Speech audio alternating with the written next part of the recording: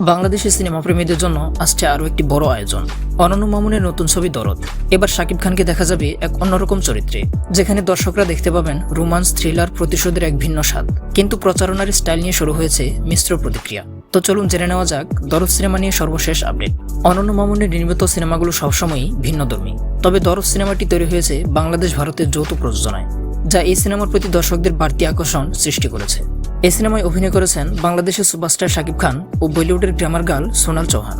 সিনেমার প্রচারণার জন্য বিভিন্ন মাধ্যম ব্যবহার করা হলেও শাকিব খানের ভক্তদের মধ্যে অনন্য মামুনের প্রচারণার কৌশল নিয়ে কিছু মিশ্র প্রতিক্রিয়া দেখা যাচ্ছে। ভক্তরা সামাজিক মাধ্যমে সমালোচনা করছেন, বলছেন যে প্রচারণা কৌশল আরও রিফাইন করা উচিত ছিল। ভক্তদের জন্য সুখবর হলো সিনেমার গান ও ট্রেলার প্রকাশিত হয়েছে। গানের একটি বিশেষ দিক হলো এটি দুটি ভাষায় নির্মাণ করা হয়েছে, বাংলা ও হিন্দি। হিন্দি ভার্সনের শিরোনাম জিসমে তেরে এবং বাংলা ভার্সনের নাম এই ভাষাও। হিন্দি গানে কণ্ঠ দিয়েছেন মোহাম্মদ ইরফান ও রুবাই, আর বাংলা গান গেয়েছেন বালাম ও কুনাল। গানটির মিউজিক ভিডিওতে দেখা যাচ্ছে বলিউডে সোনাল চৌহানের সঙ্গে রোমান্স করছেন শাকিব খান। ভিডিওটি শুটিং করা হয়েছে আন্তর্জাতিক মানের লোকেশনে, যা থেকে ভক্তরা প্রশংসা করছেন। তবে প্রচারণার স্ট্র্যাটেজি নিয়ে কিছু প্রশ্ন রয়ে যাচ্ছে।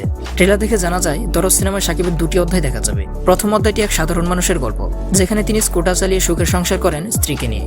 সিনেমার দ্বিতীয় অধ্যায়ে শাকিব খান হয়ে উঠেছেন এক ভয়ঙ্কর প্রতিশোধকামী চরিত্রে, যেখানে একের পর এক খুন করছে।